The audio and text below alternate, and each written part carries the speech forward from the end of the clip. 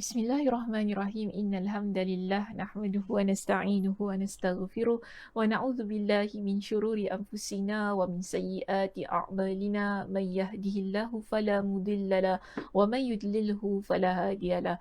Wa asyhadu an la ilaha illallah wahdahu la syarika lah wa asyhadu anna Muhammadan 'abduhu wa rasuluh. Amma ba'd. Rabbi shrah li sadri wa yassir li amri wahlul 'uqdatam min lisani yafqahu qawli. Rabbi zidni ilma warzuqni fahma. Allahumma inna nas'aluka ilman nafi'a wa rizqan tayyiba wa amalan mutaqabbala. Assalamualaikum warahmatullahi wabarakatuh. Apa khabar jemaah kita di Masjid An-Naim pada malam ini? Ustazah harap sunyi dalam keadaan yang sihat sejahtera hendaknya. Bagaimana kita? Sudah bersedia untuk ikuti sambungan perbincangan kitab kita Wiqayatul Insan? Okey, kalau dalam bahasa Melayu ni kita ruqyah lah. Tapi kita tak belajar tentang ruqyah ya. Kita belajar tentang bagaimana untuk mendinding diri kita, membentengi diri kita daripada perbuatan jahat jin dan syaitan. Baik, pada malam ini kita akan masuk pada satu lagi topik berkenaan dengan benteng ghaib. Dan kita, kalau kita lihat pada perbincangan dalam kitab kita, dia hanya ringkas sahaja. Okey, boleh kita rujuk di muka surat 499 bagi mereka yang memiliki kitabnya. Sila untuk kita buka muka surat 499 bagi kita melihat ya perbincangan yang telah dikemukakan oleh Syekh Wahid Abdul Salam Bali dalam kitabnya ini berkenaan dengan menghindari buruk sangka. Kalau kita lihat dalam kitab kita di sini, menghindari hal-hal yang dapat menimbulkan syak wasangka. Perenggan kita di sini dibuka dengan satu pesanan tentang bagaimana keadaan ataupun sifat syaitan. Disebutkan di sini oleh pengarang kitab ya, syaitan mencari-cari kesempatan untuk merasuk ke dalam hati. Nah, ini perbuatan syaitan. Dia akan sentiasa mencari kesempatan untuk merasuk ke dalam hati manusia, ke dalam hati makhluk ini, supaya dia dapat menyebarkan gangguannya dalam hati kita. Syaitan dia sengaja masuk dalam hati kita ni, ataupun dia nak cari kesempatan. Dia sentiasa mencari kesempatan supaya dia boleh masuk ke dalam hati kita ni agar dia dapat memberikan gangguan. Gangguan ni boleh kita sebut sebagai rasa was-was, rasa keraguan, dengki, benci, bisikan-bisikan yang jahat, supaya kita melakukan perbuatan-perbuatan yang jahat.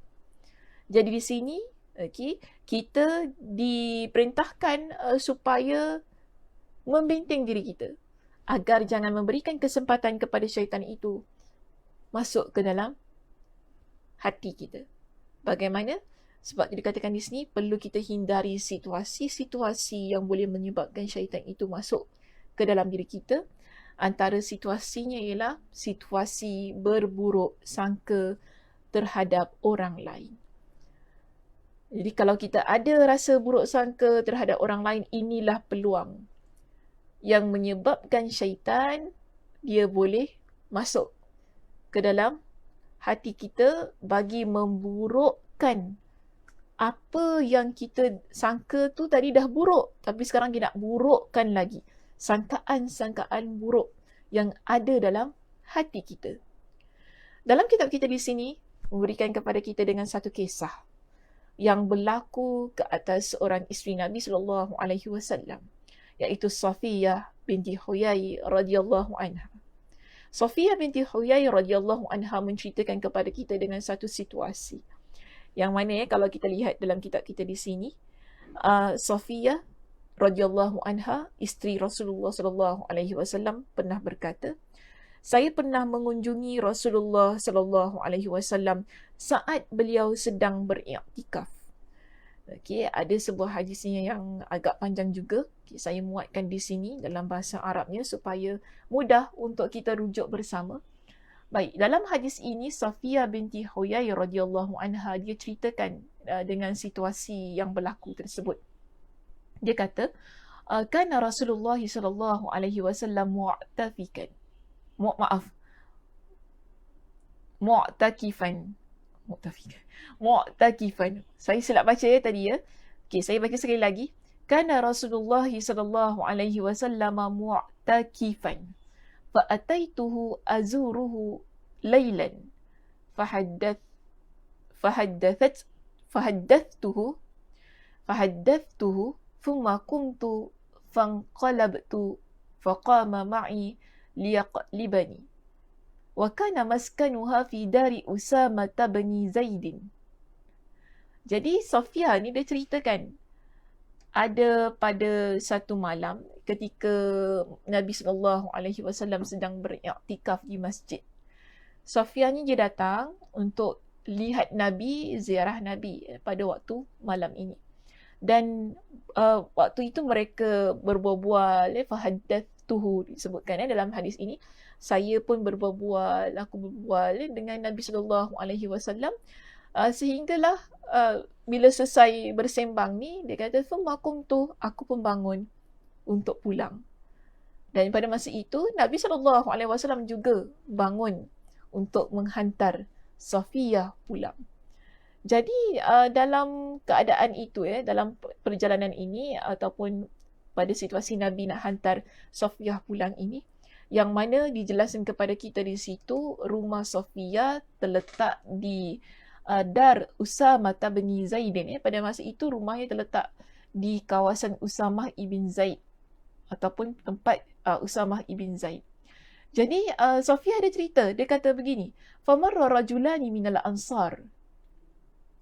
Jadi ada dua orang lelaki di kalangan Ansar ini, mereka melewati kami berdua, iaitu Nabi SAW dan Sofia. Dan pada masa itu, bila lelaki berdua ini mereka lihat Nabi SAW dan Sofia, Sofia cerita apa? Sila lihat ya pada perenggan yang terdapat di slide kita ini, di perenggan yang kedua di situ. Ketika kami sedang berjalan berdua, ada dua orang lelaki Ansar melalui jalan itu, dan tak kala mereka melihat Nabi SAW, keduanya bergegas. Jadi mereka ni bila mereka nampak Nabi SAW pada masa itu, mereka berdua pun jalan dengan cepat. Cepat-cepat jalan. Kan? Macam kita lah bila kita nampak seseorang tu yang kita mungkin kita tak selesa, kita tak selesa dengan keadaan itu, kita nampak dia terus, kita cepat-cepat jalan. Bergegas pergi. Dan apa kata Nabi SAW ketika melihat dua lelaki Ansar ini, mereka cepat-cepat pergi ketika lihat Nabi SAW bersama dengan seorang wanita.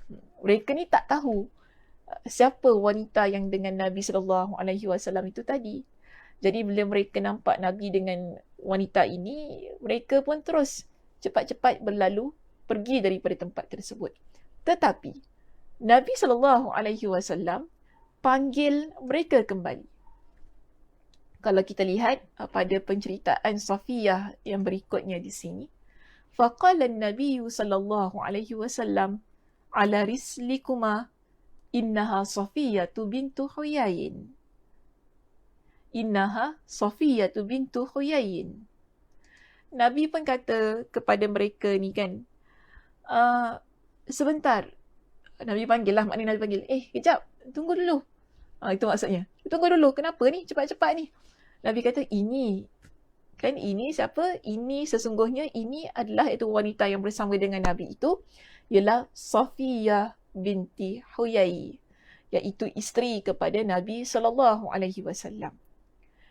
Okey, faqala, jadi bila mereka berdua ni dengar apa yang Nabi SAW beritahu kepada mereka berdua, mereka kata apa? Subhanallah ya Rasulullah. Maha suci Allah, wahai Rasulullah. Maknanya mereka tak sangkalah Nabi SAW akan menjelaskan kepada mereka tentang siapa wanita yang berada di samping Nabi SAW itu tadi. Yelah, dia sebenarnya begini. Tujuan utama mengapa Nabi SAW panggil lelaki berdua ni, supaya mereka tidak ada buruk sangka terhadap Nabi. Sebab apa? Situasinya tadi kan, mereka nampak Nabi SAW berjalan berdua dengan seorang wanita. Siapa wanita itu? Mungkin ini yang menjadi persoalan di benak mereka. Dalam pemikiran mereka dah, tadi Nabi dengan siapa ni? Mungkin balik rumah tak tenang tu. Balik rumah sampai rumah tu kalau tak dijelaskan, masih terfikir-fikir hingga ke esok paginya, kemudian mungkin kita pun sibuk bertanya dengan orang itu dengan ini, kau tahu tak semalam Nabi dengan siapa? Mungkin dia akan jadi satu fitnah yang berlegar di kalangan masyarakat jika tidak dijelaskan pada waktu itu juga. Dan ada perkara yang lebih Nabi SAW bimbangkan tentang mereka berdua jika tidak diberikan penjelasan kepada mereka. Apa kata Nabi SAW? Inna syaitana yajri minal insan majrad dam. Wa inni khashitu an yaqdhifa fi qulubikum su'an aw qala syai'an. Jadi Nabi SAW terangkan kepada lelaki berdua ini. Nabi kata apa kepada mereka berdua? Sebagaimana yang diceritakan oleh Safiyah, sesungguhnya syaitan berjalan melalui aliran darah. Syaitan ini dia berjalan dalam badan manusia melalui aliran darah kita. Maknanya cepat. Bila syaitan tu dia masuk dengan cepat ikut kepada aliran darah. Darah kita ni berjalan. Kan? Dia berjalan. Dan syaitan ikut aliran itu. Maknanya cepat. Alirannya. Dan Nabi kata apa? Aku bimbang. Inni khasyitu. Dalam hadis ini menerangkan kepada kita, sesungguhnya aku bimbang syaitan itu dia akan melemparkan ataupun mencampakkan, memasukkan perkara yang buruk ke dalam hati kalian berdua. Atau dalam riwayat yang lain menyatakan bahawa memasukkan sesuatu ke dalam hati kalian berdua. Maksudnya syaitan ini dia akan membisikkan perkara yang tidak baik, perkara yang buruk ke dalam hati kalian. Sebab itu Nabi SAW dengan cepat panggil mereka berdua. Yang tadi kan bila dah terserempak dengan Nabi, cepat-cepat jalan. Alamak, Nabi dengan perempuan ni, cepat-cepat jalan. Tapi Nabi panggil mereka kembali dan Nabi jelaskan kepada mereka siapa wanita yang ada di samping baginda. Iaitu isteri baginda sendiri, Safiyah binti Huyai. Kerana kalau tidak dijelaskan pada waktu itu, mulalah buruk sangka Nabi berdua dengan perempuan. Siapa wanita itu? Tak pernah, mungkin mereka ni berdua pada masa itu mereka tak pasti siapa wanita ini. Nanti kan dia jadi timbul banyak masalah. Syaitan pun mula cocok. Syaitan mula masuk dalam diri mereka. Sebab dia dah buka ruang dah tadi. Dia dah buka ruang untuk syaitan masuk ke dalam hati mereka. Untuk masuk tu maksudnya sini lah. Memberikan bisikan-bisikan yang tidak baik tentang orang yang mereka ragukan, orang yang mereka buruk sangka itu tadi. Jadi Nabi SAW ingatkan bagaimana penciptaan syaitan ini yang Allah Subhanahu Wa Taala berikan kepada mereka. Maksudnya kemampuan yang Allah berikan kepada mereka ini, itu kepada syaitan yang boleh memasuki ke dalam hati manusia. Namun ada juga dalam Al-Quranul Karim menyebutkan kepada kita tentang larangan supaya kita ni jangan mudah buruk sangka kepada orang lain. Kerana mengapa Allah Subhanahu Wa Taala melarang kita itu tadi ialah kerana syaitan ini dia boleh membisikkan perkara-perkara yang buruk dalam hati manusia. Sebab itu Allah Subhanahu Wa Taala perintahkan kepada kita dalam surah Al-Hujurat pada ayat yang ke-12 agar hindari. Allah perintahkan kepada orang yang beriman. Ya ayyuhallazina amanu. Orang yang beriman, Allah perintahkan kepada mereka, ijtanibu kathiran minaz-zann. Inna ba'daz-zanni ithmun. Wahai orang-orang yang beriman, jauhilah kebanyakan berburuk sangka ini.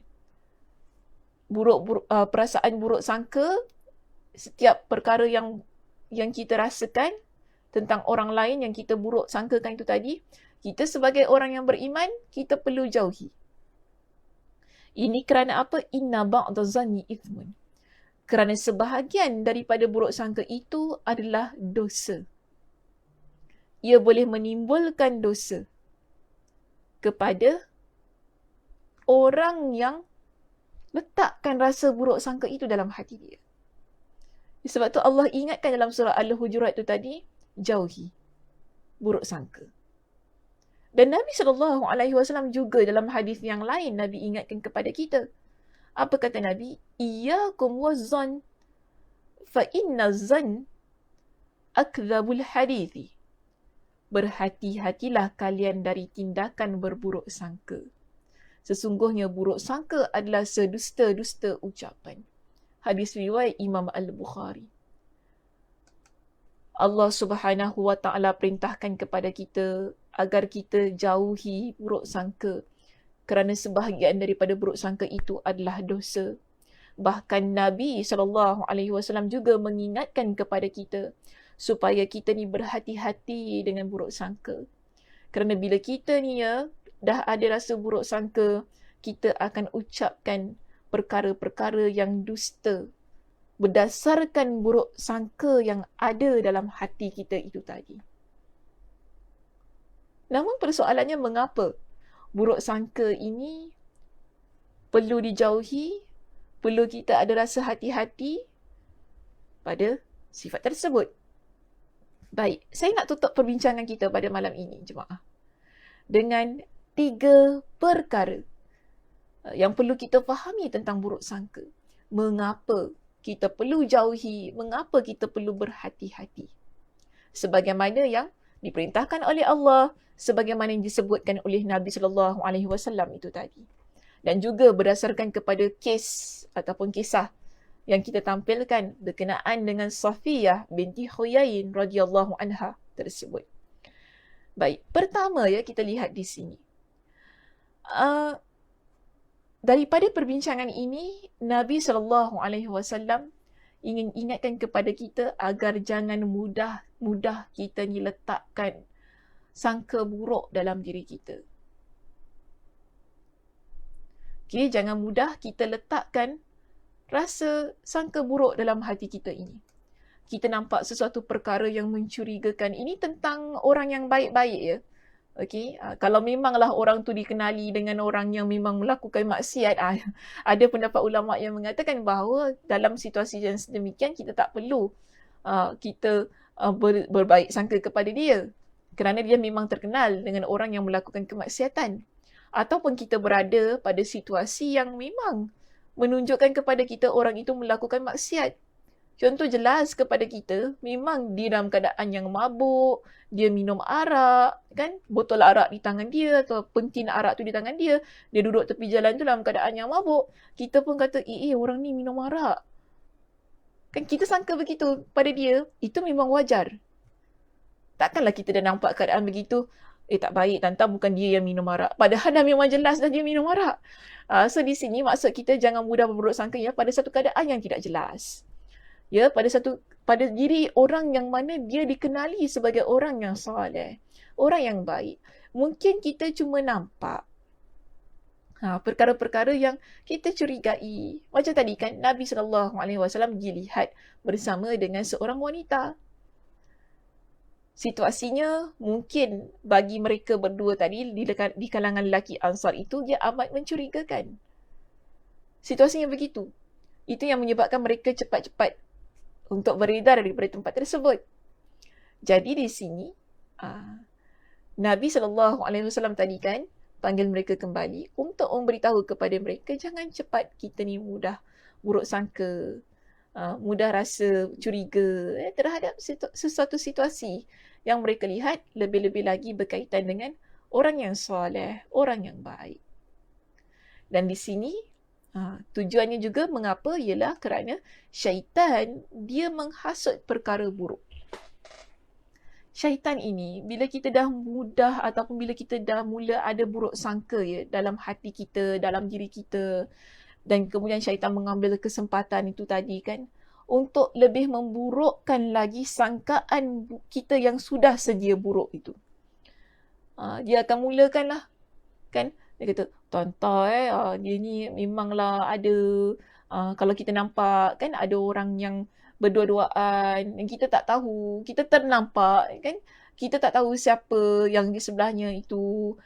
Syaitan ni pun kita mula, apa ni berdua-duaan dengan yang bukan mahram, contoh kan kita kata gitu kan, yang bukan mahram kan tak bagus, nama je ustazah gitu nama je ustaz, nama je ustazah, tapi berdua-duaan dengan bukan mahramnya. Kita dah mula sangka yang sedemikian dalam hati kita. Syaitan ini suka bila kita sangka begitu. Dia akan datang, dia akan masuk ke dalam diri kita ini dan mulalah dia meletakkan rasa was-was, rasa curiga, bukan was-was, rasa curiga untuk memburukkan lagi apa yang sudah sedia buruk pada sangkaan kita. Dia pun mula cocok kan, dia mula menghasut lagi. Itulah nama je baik kan. Macam tu kan. Nama je baik, nama je ustazah, tapi tak sangka macam gitu keadaan dia. Itulah dengan ustaz dan ustazah ni pun janganlah pandang baik sangat. Tak semua ustaz-ustazah ni dia ni baik kan, gitu. Dia burukkan. Kita pun betul. Kita pun mengiyakan. Apa yang ditimbulkan dalam hati kita oleh syaitan tu tadi. Sebab itu Allah Subhanahu Wa Taala perintahkan kepada kita agar kita jauhi buruk sangka. Nabi SAW suruh kita berhati-hati dengan buruk sangka. Kerana syaitan ini dia akan burukkan lagi keadaan.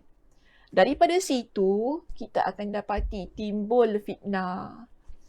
Mulalah fitnah. Padahal ustazah tu dengan adik dia. Contohkan, padahal ustazah tu dengan adik dia. Orang tak tahu rupanya selama ni dia ada adik lelaki. Orang tak tahu. Ataupun orang tak tahu rupanya dia ada abang lelaki. Orang tak tahu. Yang mana mereka ni berdua berjalan. Kemudian dilihat. Seolah-olah macam berdua-duaan begitu keadaannya. Macam Nabi tadi kan. Nabi SAW bersama dengan isteri dia berjalan. Orang tak tahu itu isteri dia. Bayangkan kalau Nabi biarkan dan Nabi tidak memberikan penjelasan. Lelaki yang berdua itu mungkin syaitan akan berikan lagi sangkaan buruk yang dahsyat. Sehingga menimbulkan fitnah dan juga permusuhan. Syaitan memang suka fitnah dan permusuhan. Syaitan suka kita ni dalam komuniti Muslim kita ni bercakaran, bergaduh, saling fitnah, memfitnah, saling bermusuhan, saling tak bertegur sapa. Bayangkan sekiranya kan fitnah itu kita buat berdasarkan kepada buruk sangka. Pasti orang yang kita fitnah, yang mulanya kita buruk sangka itu kemudian kita fitnah kerana ucapan buruk sangka kita kan. Aku nampaklah kau berdua-duaan. Padahal, bila masanya kita berdua-duaan? Mungkin kita, aku nampaklah engkau berdua-duaan dengan mata kepala aku sendiri tau. Aku nampak engkau dengan lelaki. Tapi siapa lelaki itu? Ia menjadi fitnah. Ia menimbulkan permusuhan. Orang yang difitnah tu tadi, padahal mungkin dia dengan abang dia berjalan kan. Orang yang difitnah itu tadi, agak-agak dia boleh berbaik ke terus dengan orang yang memfitnahnya. Di sini akan menimbulkan banyak masalah lain. Permusuhan, tak bertegur sapa, benci, mungkin dengki. Ini hal-hal yang disukai oleh syaitan. Sebab itu dari awal tadi Nabi SAW beritahu kepada kita. Syaitan itu dia jalan melalui darah anak Adam, iaitu manusia. Mudah dan cepat dia menimbulkan rasa yang tidak baik dalam hati seseorang itu terhadap saudaranya yang ada di sekitarnya. Jadi seboleh mana kalau kita tidak tahu apa-apa, kita pun tak kenal siapa dan sebagainya, terbaiklah kita ini letakkan baik sangka kita terhadap orang yang kita lihat. Bagi menghindari syaitan itu menguasai kita. Menguasai itu maksudnya menghasut kita sehingga boleh timbulnya fitnah dan permusuhan. Okey?